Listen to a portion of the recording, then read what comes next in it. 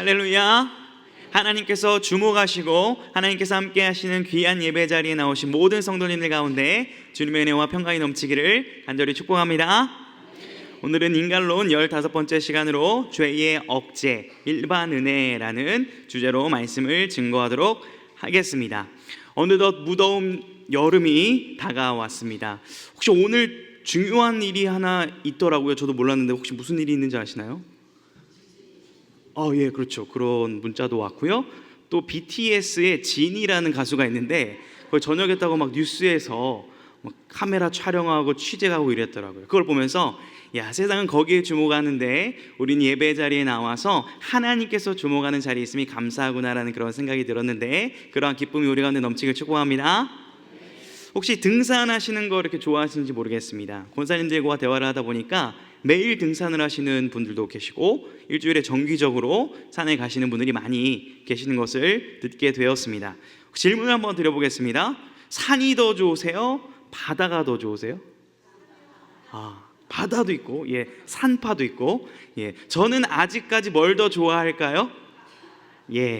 바다를 아직 더 좋아하는, 산을 잘 모르는 그런 젊은 목사입니다. 그런데 아차산을 또 몇 번 많이 올라가면서 이 산에 대한 그러한 기쁨도 조금씩은 알아가고 있는 요즘인데요. 그럼 이렇게 한번 질문을 드려보겠습니다. 정말 멋있는 산의 광경을 보거나 정말 아름다운 바다를 봤을 때 어떻게 반응하시는지 보기를 4가지를 드려보도록 하겠습니다. 1번입니다. 와, 좋다! 감탄. 2번 깊은 감동. 3번 할렐루야, 주님을 찬양합니다. 4번 관심 없음, 멍. 자, 몇 번이세요? 3번이세요? 3번 맞으세요? 할렐루야. 여기 쉬운 찬양대는 3번이 나왔는데 여기는 잘 안 들렸는데 몇 번이세요? 3번. 할렐루야. 좋다라는 말을 저도 나올 때가 좀 있거든요. 반성이 되네요. 물론 저도 이제 찬양을 드리면서 하나님께서 이러한 아름다운 피조 세계를 허락하시고 창조하신 그 위엄을 찬양하곤 하는데요. 그러한 은혜가 우리 가운데 넘치기를 축복합니다. 왜 이런 말씀을 드리냐면 우리가 오늘 살펴볼 주제가 일반 은혜에 관한 주제를 살펴보게 됩니다. 우리가 인간론 15번째 시간을 함께 달려오고 있는데요, 아마 기억이 잘 안 나실 거예요. 인간론을 크게 3가지로 나눠보면 이렇게 나눌 수 있습니다. 창조된 형상, 죄로 인해서 타락한 형상, 그리고 예수 그리스도를 통하여 회복된 형상 가운데 우리는 어디를 배우고 있냐면 타락한 형상 부분을 배우고 있고요, 그 타락한 형상 부분 가운데 죄에 대한 것을 계속 배우고 있습니다. 제가 4번 정도 우리 성도님과 함께 죄를 나눴는데 별로 안 좋으셨죠? 하지만 오늘 그 죄 가운데서도 이 죄를 억제시켜 주시는 일반 은혜에 대해서 배우게 되는데요, 이 은혜의 기쁨을 누릴 수 있기를 축복합니다.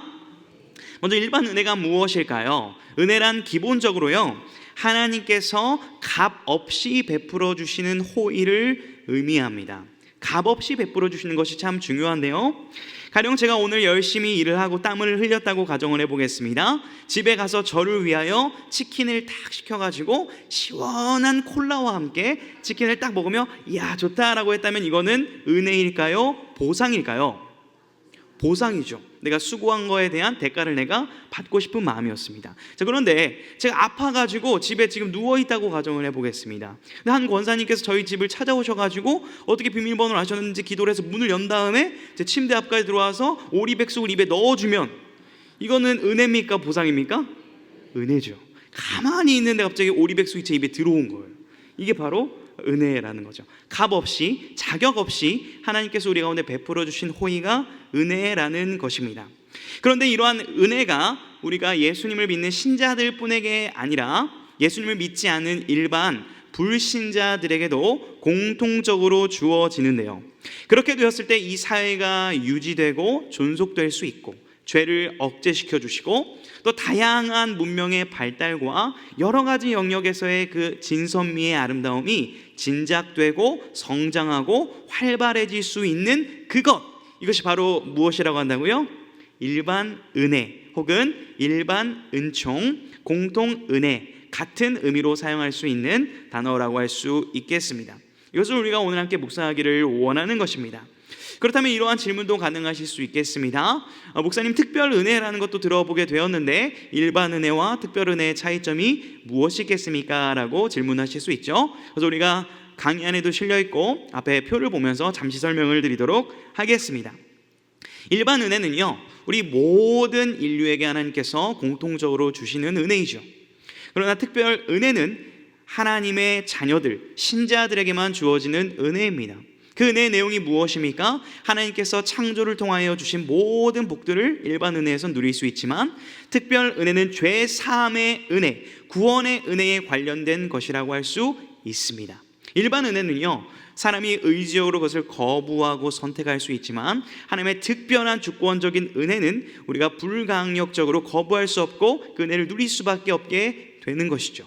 성령님께서도 특별 은혜 가운데는 각 심령마다 직접적으로 역사하시지만 일반 은총 가운데는 간접적으로 역사하시는 차이가 있다라고 할 수 있겠습니다. 어려우신가요? 네, 우리 일반 은혜에 대해서 다시 한번 오늘 본문을 토대로 우리가 깊이 묵상하며 그 은혜를 누려갈 수 있기를 축복합니다. 우리가 본문을 통해서 묵상할 수 있는 첫 번째는요, 이 타락한 세상에서 일반 은혜는 죄를 억제시킨다라는 것입니다. 오늘 본문 창세기 4장은요, 가인이 동생 아벨을 죽인 다음에 스토리를 기록하고 있는 본문입니다. 4장 16절부터가 참 의미심장합니다. 가인이 여호와 앞을 떠나서, 여호와 앞을 떠났다는 것이 어떤 의미일까요? 하나님이 없는 것처럼 살아가는 세상을 의미하는 것이죠. 하나님이 본래 의도하셨던 창조 세계의 질서를 파괴해버리고 내가 주인이 되어 살아가고자 하는 지금 우리가 살아가고 있는 이 깨어진 세상을 의미한다고 할 수도 있겠습니다. 그러면서요, 참 아이를 많이 낳습니다. 2024년 저출산의 위기를 맞은 대한민국을 사는 국민의 입장으로서는 이 본문이 그렇게 반가울 수 없는데요, 이 많은 자녀들을 낳는데 그 모든 아이들이 다 소중하겠지만 그 중에서도 요주의 인물이 있습니다. 누굴까요? 라멕이라는 인물이 등장을 하는데요, 우리 본문 19절을 같이 한번 읽어보도록 하겠습니다. 시작. 라멕이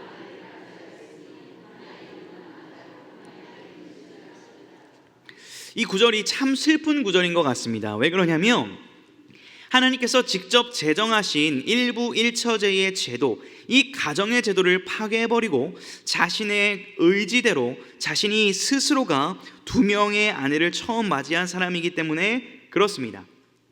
사실 여기에서 하나님께서 우리에게 말씀하셨던 내가 반드시 죽으리라 하셨던 말씀처럼 이 라멕이 바로 죽어도 할 말이 없는 부분입니다. 그런데 20절을 보게 되면요, 아다는 야발을 낳았으니 라고 이어지면서 계속 일상생활을 살아가고 자녀를 낳고 생육하고 번성해가는 과정이 오늘 본문에 기록이 되어 있는 것입니다. 하나님의 은총으로 말미암아 바로 죽지 아니하고 삶을 영위해 나가는 모습을 발견할 수 있는 것이죠. 그런데요, 이렇게 그럭저럭 평온하게 잘 살아가는 것 같은 라멕의 일상 가운데도 위기가 찾아오게 됩니다. 우리 23절 말씀도 함께 읽어보겠습니다. 시작. 라멕이 아내들에게 이르되 아라와 실라여 내 목소리를 들으라. 라멕의 아내들이여 내 말을 들으라. 나의 상처로 말미암아 내가 사람을 죽였고 나의 상함으로 말미암아 소년을 죽였도다. 아멘. 아니, 라멕이 지금 사람을 죽인 겁니다. 그것도 성인이 아니라 소년을 죽였다라고 스스로가 자백을 하는 거예요. 죽이는데 그 이유가 무엇 때문입니까? 나의 상처로 말미암아, 그 사람의 어떠함이 아닌 나의 문제로 말미암아 내가 소년을 죽여버렸습니다 라고 이렇게 고백을 하는 라멕의 고백을 우리가 발견할 수 있는 것입니다. 구약의 시대이기도 하고요, 지금의 정서로 보더라도 지금 이 라멕을 어떻게 하는 것이 우리 마음에 참 시원하겠습니까? 처벌하고 똑같은 방식으로 죽음을 당하기를 원하는 마음이 우리 가운데 있을지도 모르겠습니다. 그런데요, 24절에 보게 되면 하나님께서는 가인에게 그러셨듯이 라멕에게도 이렇게 말씀을 하시거든요. 라멕을 건드리고 죽이는 자에게는 77배의 벌이 있을 것이다. 그를 지켜주시는 것입니다. 하나님께서 어떠한 의도와 마음을 가지고 이러한 말씀을 라멕에게 주신 것일까요? 그것은 하나님께서는 라멕의 이 살인의 시작, 살인의 여파가 많은 사람들에게 번져나가서 복수와 살인으로 인류 사회가 물드는 것을 억제시키고 막아주신 은혜를 베풀어 주신 것입니다. 악의 순환을 끊어낼 수 있는 기회를 모두에게 주시는 것이죠. 그러나 너무 안타깝게도 하나님의 이러한 은총에도 불구하고 이후 인류들은 어떻게 되어지죠? 사람을 죽이고 죄악을 쌓아가는 그 죄로 말미암아 하나님께서는 다시 한번 이 모든 죄악을 다시 없애고 다시 세우기를 원하시죠. 그래서 무엇을 허락하시죠? 노아의 홍수 사건을 허락하시는 것입니다. 그 홍수 이후에 노아에게 하나님께서 말씀하신 말씀이 있는데요, 우리 창세기 9장 6절도 한번 같이 읽어보도록 하겠습니다. 시작. 다른 사람의 피를 흘리면 사람을 지으셨음이니라. 아멘. 하나님께서는 노아에게 5절에서 이제는 누군가가 사람을 죽이면 그 사람은 반드시 그 피값을 치러야 될 것이다 라고 말씀을 하셨습니다. 왜냐하면 사람을 죽이는 것은 하나님의 형상으로 지음받은 사람을 죽이는 것이므로 곧 하나님을 모독하는 일이기 때문에 그렇습니다. 그러므로 이것을 막고 억제시키기 위하여 하나님께서는 노아 홍수 이후의 약속과 말씀을 통하여 이것을 경고하시고 이것을 법적으로 주심으로 말미암아 우리가 그러한 죄악과 살인으로부터 안전할 수 있도록 억제해 주시는 은혜를 보여주고 계시는 것입니다. 이러한 은혜는 누구에게 주어질까요? 창세기 9장을 보게 되면 모든 인류뿐만 아니라 모든 생물 가운데, 즉 하나님께서 창조하신 모든 피조세계 가운데 하나님의 이러한 손길과 은혜가 있음을 우리는 발견할 수 있습니다. 사랑하는 성도 여러분, 하나님께서 오늘도 우리를 호흡하게 하시고 우리를 은혜 가운데 살아가게 하고 계심을 느끼며 감사하고 계십니까? 만약에요, 우리의 삶은, 이 사회는요, 하나님의 이러한 은혜가 없었다면 이미 죄악 그 자체가 되었을지 모르겠고요, 단 하루도 이 사회는 존속될 수 없었을 것입니다. 요즘 뉴스를 보게 되면 참 많은 사건 사고들로 인하여 우리의 마음이 애통해지는 것 같습니다. 또 밀양 사건이 다시 한번 재점화되면서 최근에 유튜브를 통하여 그 당시 가해자들의 신상을 고발하고 공개해버리는 일들이 일어나고 있습니다. 이것을 사람들이 찬성하는 입장을 들어보게 되면요, 그 사람들을 공개함으로 말미암아 유튜브에서라도 앞으로 이러한 일들이 일어났을 때 성폭력과 폭력이 조금이라도 억제되지 않을까 하는 그러한 선 기대를 하며 이것을 응원하는 사람들도 있고 반대하는 사람들도 있는 것을 볼 수가 있습니다. 사랑하는 성도 여러분들은 이러한 문제와 사건들을 바라보며 어떠한 마음으로 바라보며 해석하고 계십니까? 부디 원하옵기는 죄로 인하여 깨진 이 세상과 이 사회를 우리 가슴으로 품어안고 애통하며 눈물로 기도하여 하나님의 은혜가 사회 구석 곳곳에 흘러넘쳐 죄악이 억제되어지고 하나님의 선한 영상들이 회복되어지기를 간절히 소망하는 우리가 되기를 축복합니다. 우리가 본문을 통해서 알 수 있는 두 번째는요, 타락한 세상에서 일반 은혜는 모든 영역에서 자유를 누리게 한다라는 것입니다. 오늘 본문을 보게 되면 가인의 후손들이 참 많이 나옵니다. 우리 강의 안에 나와 있는데요, 우리 자녀들의 이름을 한번 읽어볼까요?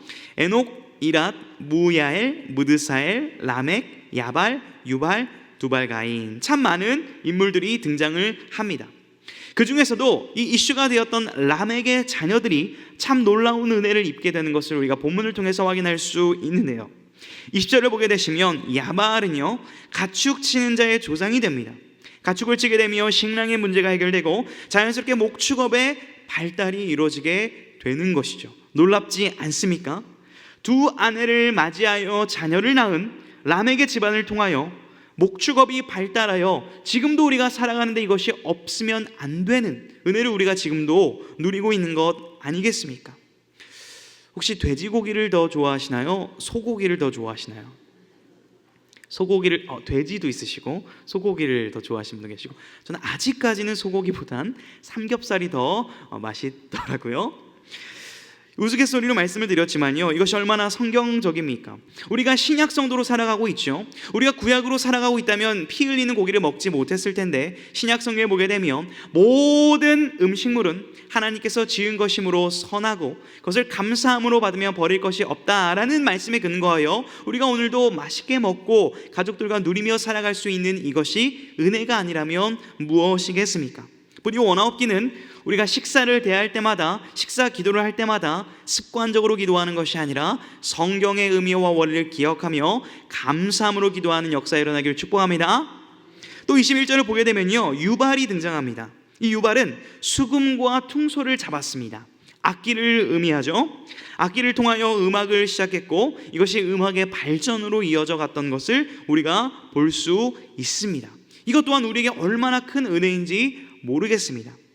찬양의 의미가 무엇인지 잘 아시죠? 죄인 되었던 우리들이, 하나님을 찬양할 수 없었던 우리들이 어린 양 예수 그리스도의 보혈의 구속으로 말미암아 이제는 구원의 은혜를 높이고 증거하고 전할 수 있게 된 것, 이것이 찬양 아니겠습니까? 특별히 죄된 세상 속에서도 우리가 음악이라는 도구를 활용하여 하나님의 은혜를 높일 수 있는 것, 이것이 얼마나 큰 은혜인지 우리는 기억해야 할 것입니다. 음악이 얼마나 중요하고요, 또 힘이 있다는 사실을 우리가 잘 알 수 있으실 텐데요, 가령 어떤 분들께서는 이렇게 말씀을 하십니다. 30분, 40분, 1시간 아무리 좋은 설교를 들어도 5분짜리 좋은 찬양에 비교가 안 되더라, 이런 말을 들은 적이 있습니다.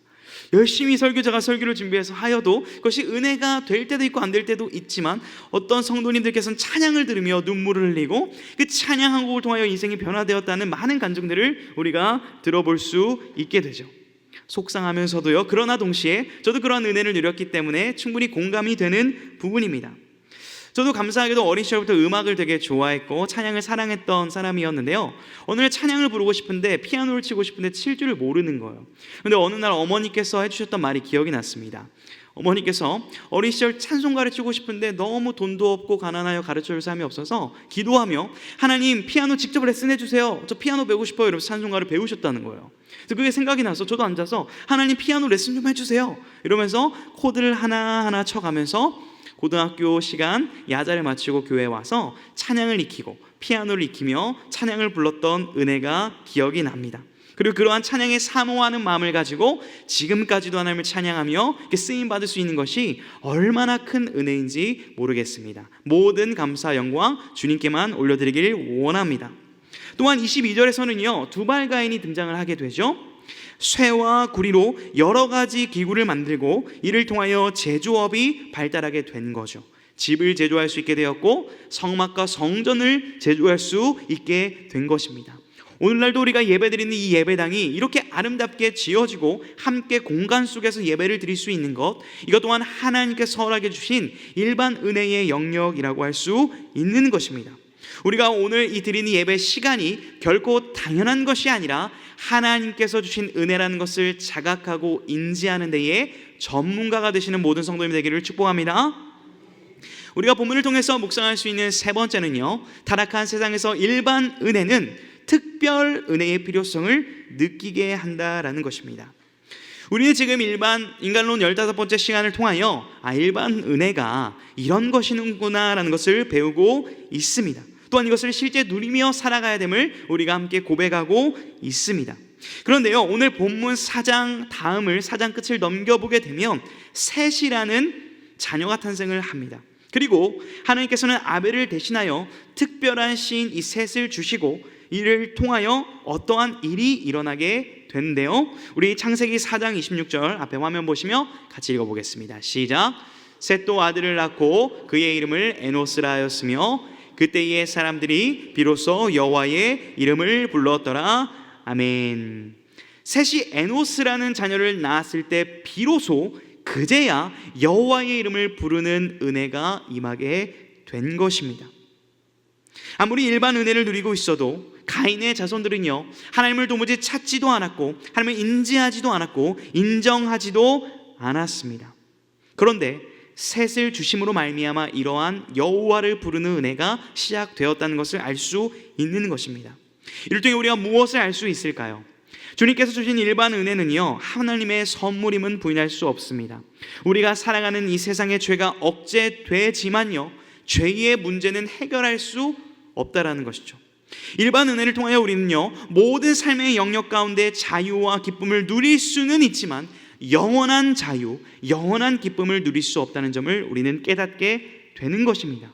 결국 이러한 피조 세계를 바라보며 하나님께서는 우리의 선한 양심 가운데 이를 인지하고 하나님의 존재가 필요할 수 있는 마음을 우리 가운데 허락하신 것이죠. 그리고 진정으로 죄의 문제를 해결하고 영원한 자유를 갈망할 수 있는 마음을 우리 가운데 허락하여 주신 것입니다. 주님께서는 요한복음 8장에서 이러한 부분에 대해서 이렇게 말씀을 하십니다. 우리 함께 읽어보겠습니다. 시작. 진리를 알지니 진리가 너희를 자유롭게 하리라. 아멘. 진리를 알지니 진리가 너희를 자유롭게 하리라. 이 진리가 무엇일까요? 이 말씀을 하고 계시는 예수 그리스도 그 자체를 말씀하시는 것이죠. 예수 그리스도는 아담으로 깨어진 이 세상 가운데 둘째 아담으로서 이 땅에 회복을 명하시기 위하여 오셨습니다. 아벨과 셋과 요셉과 다윗이 그토록 바라고 대망했던 메시아가 바로 예수 그리스도이시죠. 하나님의 아들이신 예수님께서 십자가에 죽으시고 부활하심으로 말미암아 다시금 우리 가운데 죄의 문제를 온전히 해결하시고 영원한 자유와 기쁨을 주셨다는 사실을 다시 한번 감격하고 감사할 수 있는 은혜가 있기를 주님의 이름으로 축복합니다.